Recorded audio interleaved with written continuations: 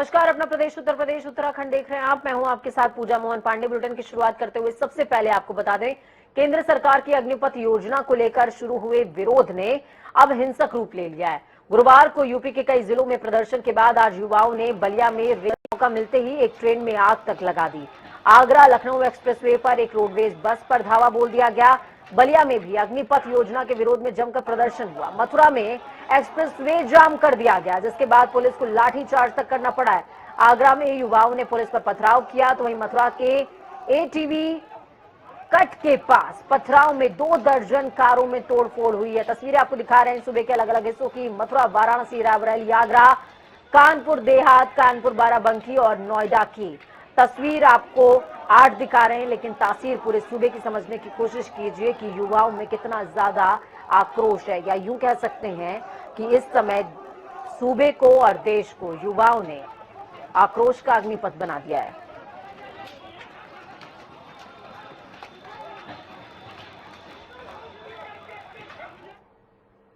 अग्निपथ योजना को लेकर 2 दिन से चल रहे बवाल के बीच मुख्यमंत्री योगी आदित्यनाथ डैमेज कंट्रोल करने के लिए उतरे।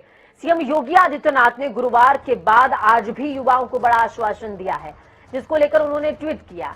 सीएम योगी के साथ ही गृह मंत्री अमित शाह ने भी युवाओं को संयमित रहने और धैर्य रखने की सलाह दी है।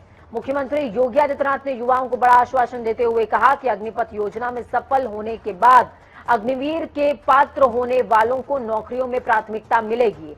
उन्होंने कहा, केंद्र सरकार ने इनकी अधिकतम आयु सीमा को 21 के स्थान पर 23 वर्ष किया है। इसके साथ ही अग्निपथ योजना के तहत सेना में 4 साल सेवा देने वाले अग्निवीरों को उत्तर प्रदेश की नौकरियों में प्राथमिकता दी जाएगी। उन्होंने ट्वीट करते हुए कहा कि अग्निपथ योजना में शामिल होकर सशस्त्र बलों के लिए काम करने वाले युवाओं को पुलिस और अन्य विभागों में प्राथमिकता मिलेगी। उन्होंने युवाओं से अपील की कि छात्र किसी बहकावे में ना आए।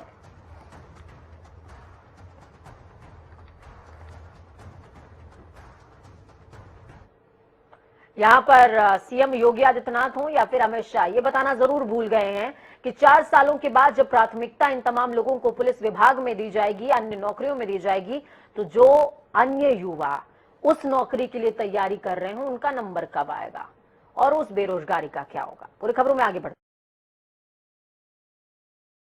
में भी विरोध शुरू हुआ। हल्द्वानी में आज सैकड़ों की तादाद में युवा जमीन पर उतरे, इस योजना का विरोध करने सड़क पर नजर आए। युवाओं ने तिकुनिया चौराहे पर इस दौरान प्रदर्शन कर रहे छात्रों को पुलिस और प्रशासन ने कहीं ना कहीं उनके बीच में तीखी नोकझोंक देखने को मिली और झड़प भी हुई है। छात्रों के सड़क पर प्रदर्शन करने से नेशनल हाईवे पर लंबा जाम लगा नजर आया है।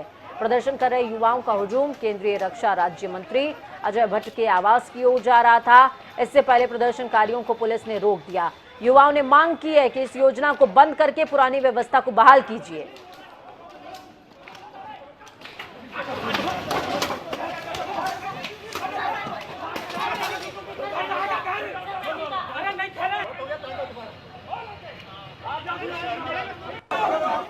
स्थानीय युवा थे जो तैयारी कर रहे थे डिफेंस सर्विसेज की, वो 7 बजे से यहाँ पे इकट्ठा होना शुरू हुए थे। रामलीला ग्राउंड में इनकी कॉल थी, वहाँ पे इनको अपना धरना प्रदर्शन करना था।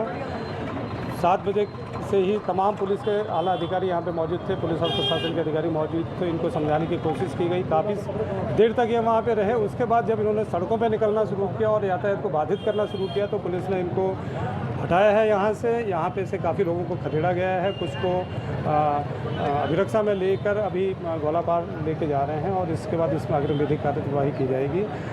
इस पूरे प्रकरण में अब जो यातायात है उसको सुचारू कर लिया गया है। तो वहीं दूसरी तरफ केंद्र सरकार की ओर से चलाई गई अग्निपथ योजना के विरोध में समूचे देश के साथ साथ उत्तराखंड के युवा भी विरोध प्रदर्शन कर रहे हैं। वहीं कांग्रेस भी इस योजना के विरोध में उतर आई है। उपनेता प्रतिपक्ष और खटीमा से कांग्रेस विधायक भुवन कापड़ी ने विरोध जताया। उन्होंने कहा, अग्निपथ योजना से युवाओं का भविष्य सरकार खतरे में डाल रही है। उन्होंने कहा, हजारों की तादाद में युवा सड़कों पर उतर रहे हैं और सरकार प्रदर्शनकारियों पर लाठियां भांज रही है, जो बहुत निंदनीय है। कांग्रेस ने आरोप लगाया कि अग्निपथ योजना उत्तराखंड के युवाओं को ठगने के लिए बनाई गई है। साथ ही उन्होंने कहा कि विपक्ष इस योजना का पुरजोर विरोध करता है। वहीं विपक्ष ने बड़े आंदोलन की चेतावनी भी दी है। हल्द्वानी से कांग्रेस विधायक सुमित हृदयेश ने कहा, हल्द्वानी में जो युवाओं पर लाठीचार्ज हुआ है उससे वो काफी ज्यादा आहत हैं। साथ ही कहा कि सरकार को ये फैसला बदलना चाहिए, ये फैसला निंदनीय है। पूरे देश में, प्रदेश की बात नहीं है, पूरे देश में, चाहे हरियाणा की बात करें, चाहे बिहार की बात करें, ऐसा अभूतपूर्व विरोध हुआ है जिसमें किसी राजनीतिक दल ने उस विरोध को लीड नहीं करा है। स्वतः वो जो बच्चे आप देखते हैं सुबह 5 बजे जो धावक होते हैं, जो भाग रहे होते हैं सड़कों पे, शाम को देखते हैं दोपहर में इस गर्मी में वो तैयारी कर रहे होते हैं कि किस तरीके से फिजिकल पास करके सैन्य सेवाओं में प्रतिभागिता दे, अपने देश के लिए बलिदान दे।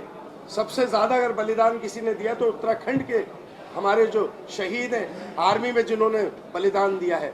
और ये योजना का अगर माननीय मुख्यमंत्री जी ने अगर इसका सपोर्ट करा है तो उनको कोई हक नहीं है कि कल वो किसी भी मंच से जाकर ये बोले कि मैं सैन्य परिवार से हूँ। ये सैनिक और सैन्य परंपराओं के विपरीत ये अग्निपथ योजना आई है, हम इसका पूरा विरोध करेंगे। हर युवा अपने घर से अपनी मर्जी से निकला। 2 साल पहले जो भर्ती की गई थी उसको निरस्त किया गया, उसका भी युवाओं में आक्रोश था। आज जब युवाओं ने अग्निपथ योजना का विरोध किया तो उत्तराखंड सरकार का तानाशाही रवैया आया। पुलिस ने हल्द्वानी में युवाओं के ऊपर लाठीचार्ज किया, पूरी तरह से युवाओं को पीटने का काम किया। पुलिस जो युवा उसके विरोध कर रहे हैं, धरना देने, उनको धमका रही है, 144 लगा रही है।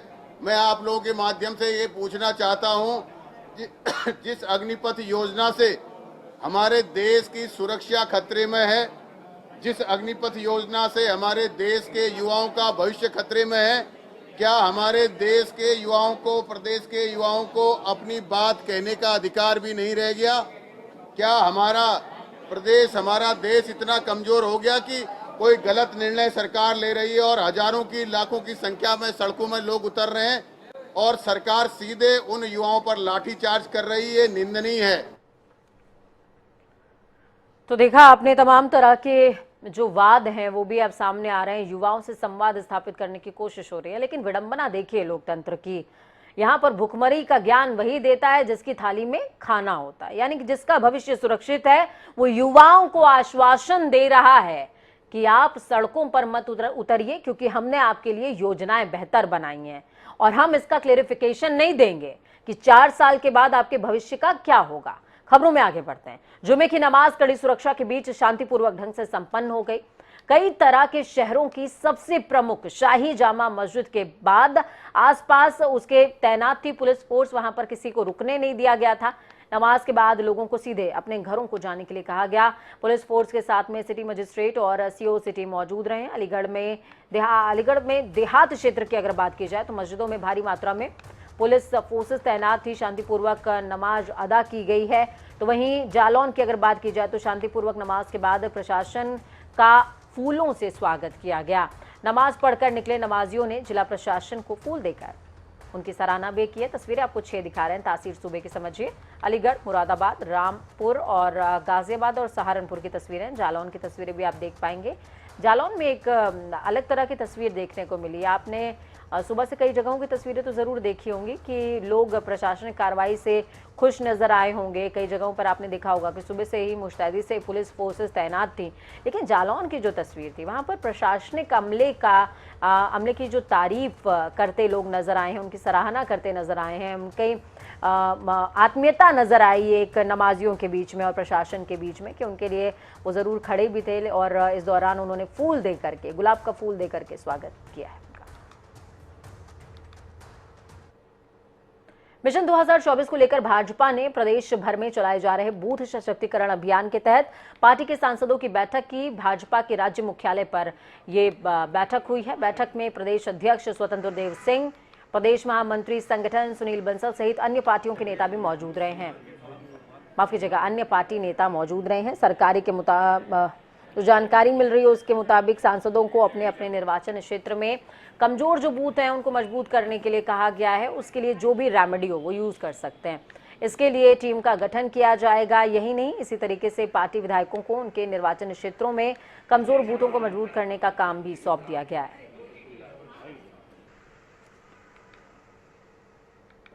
तो चलिए ग्राउंड जीरो का रुख करते हैं। तौकीर किदवई हमारे साथ में लाइव जुड़े हुए हैं। तौकीर, आज बेहद खास ये मीटिंग थी क्योंकि अब जो गवर्नमेंट है वो उपचुनाव वाले मोड में आ चुकी है और उपचुनाव वाले मोड के साथ में मीटिंग भी हो गई है, साथ में सशक्तिकरण जो हमेशा से ही स्ट्रॉन्ग पॉइंट बीजेपी का रहा है कि वो बूथों पर फोकस करते हैं, पन्ना प्रमुख बनाते हैं, साथ में लोगों को कहते हैं कि अपने बूथ पर फोकस कीजिए जो बूथ आपके कमजोर हैं। आज फिर से वही हुआ है। जी बिल्कुल, देखिए आज के संगठन को लेकर बैठक थी। स्वतंत्र देव सिंह, सुनील बंसल जैसे नेता इसमें शामिल थे और खास बात है कि भारतीय जनता पार्टी ने अपने कमजोर बूथों पर चर्चा की है। उसको कैटेगरी में बांटा है, ABCD कैटेगरी में बूथों को बांटा है और 100 बूथ एक सांसद को दिए गए हैं, उसे मजबूत करने का जिम्मा दिया गया है। और खास बात है कि इस बैठक में सांसद और राज्यसभा सांसद ही मौजूद थे ज्यादातर, और इसके अलावा संगठन के पदाधिकारी मौजूद थे। जो 100 बूथों को जिम्मेदारी दी गई है वहां पर उन्होंने पहले तो एनालाइज किया है कि कहां पर भारतीय जनता पार्टी किन बूथों पर कमजोर थी।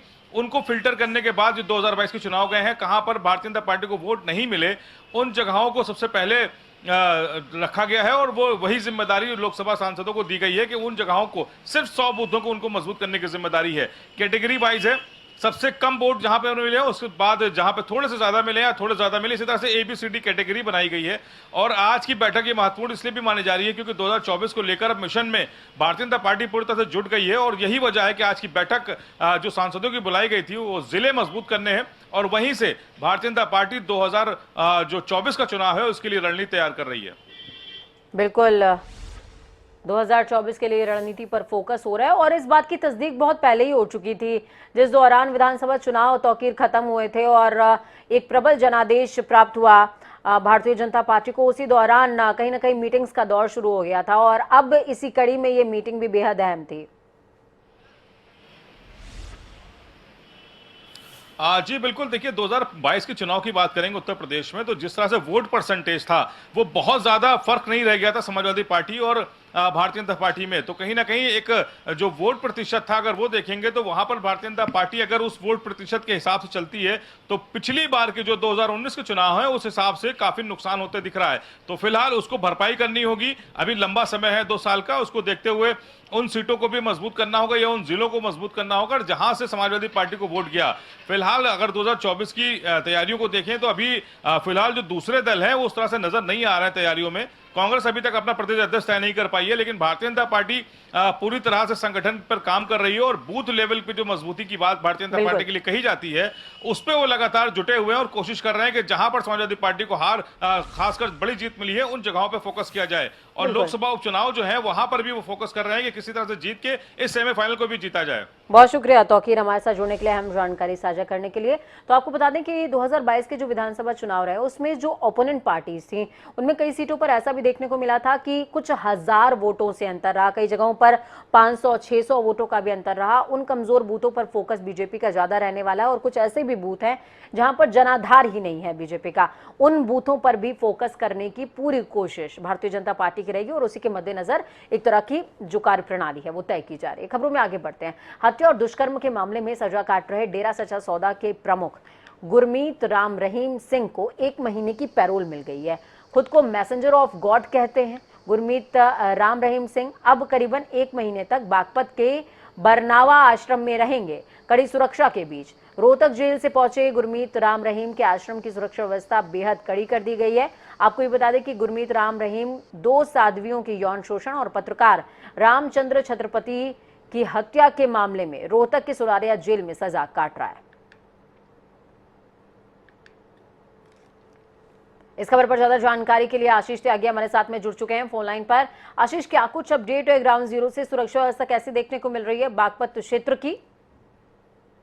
जी बिल्कुल, मैं बताना चाहूंगा रोहतक की सोनारिया जेल से पैरोल पर रिहा होने के बाद डेरा सच्चा सौदा के प्रमुख संत राम रहीम जो है बागपत के बरनावा स्थित अपने आश्रम पर पहुंचे हैं। वो लगभग आज सुबह 8:30 बजे वहां पहुंचे, जिसके बाद पुलिस प्रशासन हरकत में आया और आश्रम की सुरक्षा बढ़ा दी गई है। भारी पुलिस बल की तैनाती आश्रम के बाहर की गई है और श्रद्धालुओं का आश्रम के पास जमावड़ा लगा हुआ है, वो संत राम रहीम के दर्शन करना चाहते हैं। जी चलिए, बहुत शुक्रिया हमारे साथ जुड़ने के लिए आशीष, अहम जानकारी साझा करने के लिए। तो गुरमीत राम रहीम डेरा सच्चा सौदा बागपत पहुंच चुके हैं और उसको देखते हुए सुरक्षा व्यवस्था भी चाक चौबंद कर दी गई है। झांसी के मऊरानीपुर में अचानक हुई बारिश से मंडी में बिकने आई मूंगफली बह गई, जिसके बाद व्यापारियों और किसानों का लाखों रुपए का नुकसान हो गया है। किसानों ने आरोप लगाया कि मंडी के अंदर कोई व्यवस्था और सफाई नहीं है, इस वजह से ये नुकसान हुआ। तो वहीं व्यापारियों ने बताया कि हजारों रुपए महीने मंडी समिति में सफाई के लिए आता है, लेकिन ना जाने आज तक कोई सफाई ना हुई है और ना ही यहाँ पर सफाई कर्मी तैनात है, जिससे मंडी परिसर में बनी नालियां बुरी तरीके से चौक हो गई हैं और जो किसानों की मेहनत है वो पानी में बहती नजर आ रही है।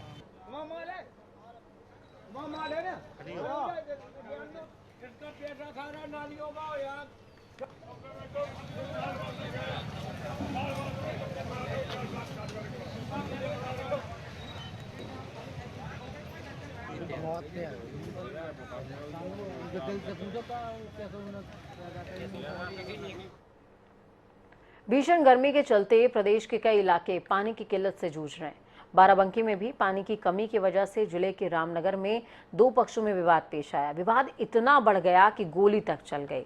ये रिपोर्ट देखिए।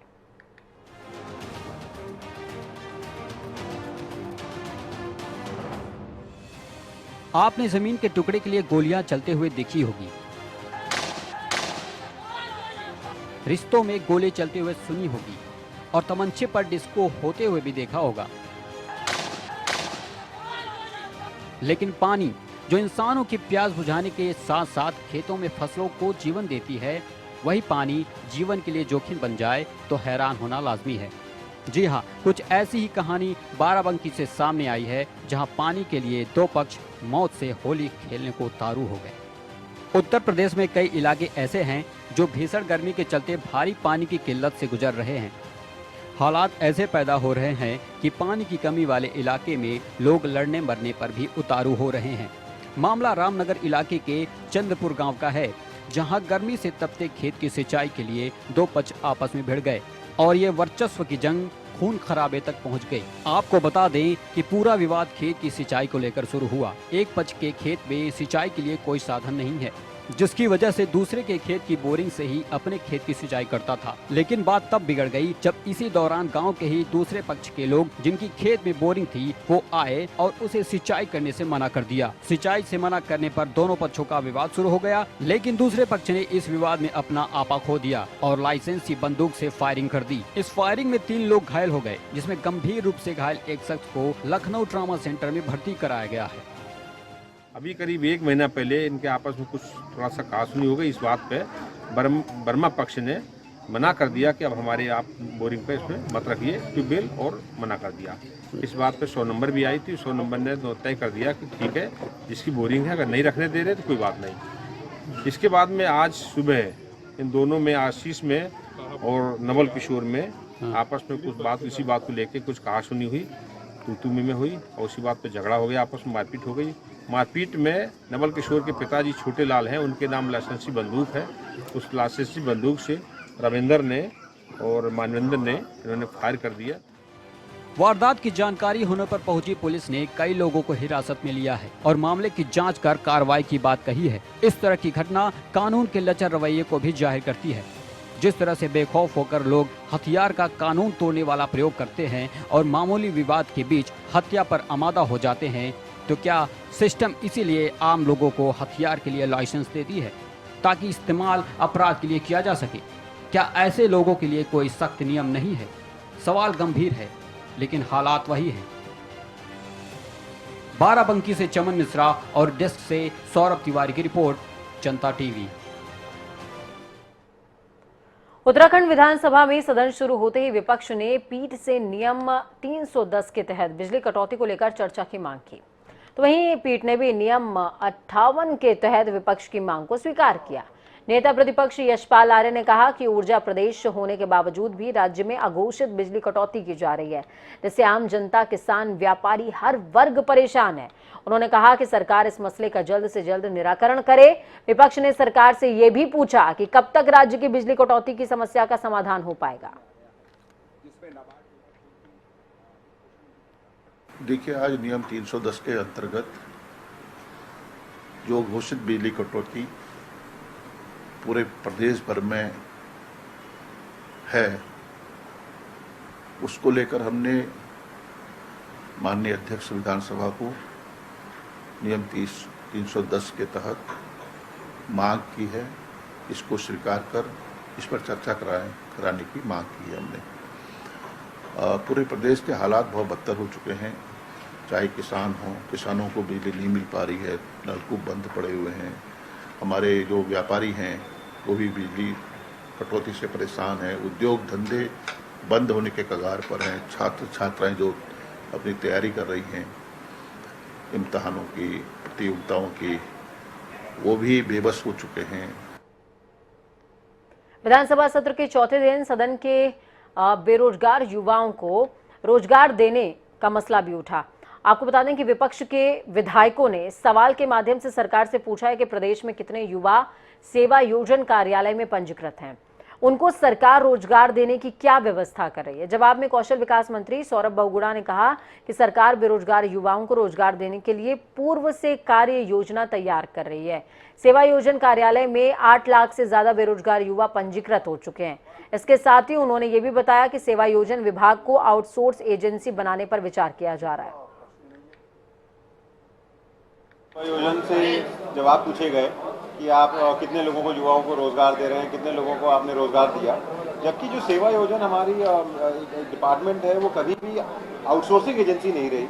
हम सिर्फ एक फैसिलिटेशन करते थे, हम लोग हमारे यहाँ पंजीकृत करते थे, हम उनको रोजगार मेले लगाते थे। रोजगार मेले के बाद जो हमारे पास लोगों की 19,680 लोगों की पिछले 5 साल में हमारे पास लोगों में पंजीकृत हुए, हमने उनको आगे फैसिलिटेट किया। तो मैं हमेशा सदन में एक चीज़ ये कहता था कि हमारी एम्प्लॉयमेंट एक्सचेंज जो है, जो हमारा सेवा योजन विभाग है, उसके पास 23 रनिंग ऑफिसेज हैं, हमारे पास लोगों की स्ट्रेंथ है, हमारे पास 8.5 लाख लोगों के आसपास लोग पंजीकृत हैं। तो मेरा हमेशा से मानना ये था कि सेवा योजन विभाग को आउटसोर्सिंग एजेंसी होना चाहिए। मुख्यमंत्री पुष्कर सिंह धामी शुक्रवार को बद्रीनाथ धाम पहुंचे, जहां उन्होंने विशेष पूजा अर्चना करते हुए भगवान बद्री विशाल का आशीर्वाद लिया। इस दौरान सीएम ने मास्टर प्लान के तहत संचालित कार्यों का स्थलीय निरीक्षण भी किया। उन्होंने अधिकारियों को मास्टर प्लान के तहत संचालित कार्यों में तेजी लाने के निर्देश दिए हैं और कहा कि निर्माण कार्यों को गुणवत्ता और समयबद्धता के साथ पूरा किया जाए। जिसके बाद सीएम धामी ने कहा कि प्रधानमंत्री के ड्रीम प्रोजेक्ट के तहत बद्रीनाथ धाम में भी तीर्थ यात्रियों की सुविधा के लिहाज से ढांचागत विकास कार्य किए जा रहे हैं। यहाँ पर जो हमारे देश के यशस्वी प्रधानमंत्री मोदी जी के नेतृत्व में पहले केदार बाबा का पुनर्निर्माण का काम बहुत तेजी से चल रहा है। प्रथम चरण का काम वहाँ पर पूरा हो गया है, दूसरे चरण का काम चल रहा है। तेजी से बाबा केदार का प्रांगण नए रूप में वहाँ पर आगे बढ़ता जा रहा है, नवनिर्माण वहाँ पर हो रहा है। और अब बद्रीनाथ धाम का भी जो मास्टर प्लान बना है उनके निर्देशन में, उनके नेतृत्व में, उस पर भी जो है यहाँ पर काम शुरू हो गया है। उन सभी कामों को देखने के लिए आया हूँ। भगवान बद्रीश की कृपा से यहाँ भी नवनिर्माण तेजी से होगा। जून 2013 की आपदा को आज 9 साल पूरे हो गए हैं। आज ही के दिन केदारनाथ धाम में कुदरत ने बुरी दृष्टि फेरी थी और संपूर्ण केदार नगरी के साथ ही रुद्रप्रयाग तक तबाही का मंजर देखने को मिला था। तो वहीं अब केदारनाथ सहित केदारनाथ यात्रा पड़ावों की स्थितियां तब्दील होने लगी हैं। आपदा के बाद केदारनाथ में कई नवनिर्माण हुए। केदारनाथ धाम की बात अगर की जाए तो यहाँ मंदाकिनी और सरस्वती नदी किनारे सुरक्षा दीवारों के साथ ही यहाँ पर तीर्थ पुरोहितों के लिए घर बनाए गए हैं। केदारनाथ धाम में मंदिर के आगे से हेलीपैड तक के रास्ते के दोनों छोरों पर स्थित घरों को तोड़ा गया है, जिससे बाबा केदारनाथ का मंदिर दूर से ही यात्रियों को नजर आ सके। इसके अलावा धाम में शंकराचार्य गद्दी स्थल के साथ ही कई अनेक काम भी संपादित हुए हैं। केदारनाथ धाम में मास्टर प्लान के तहत प्रथम चरण के कामों को पूरा कर लिया गया है और जो दूसरा फेज है उसका काम जारी है।